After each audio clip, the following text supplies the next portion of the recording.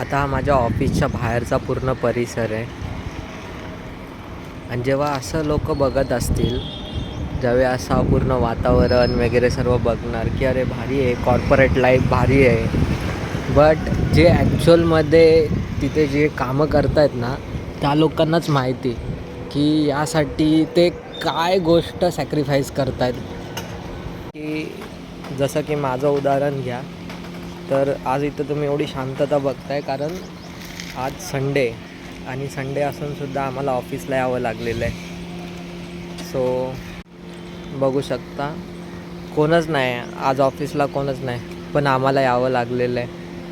So बाहेरून दिसताना वगैरे सर्व पॉलिश दिसणार जगणं, पण जो भोगतो आहे ना ॲक्च्युअलमध्ये त्यालाच माहीत असतं.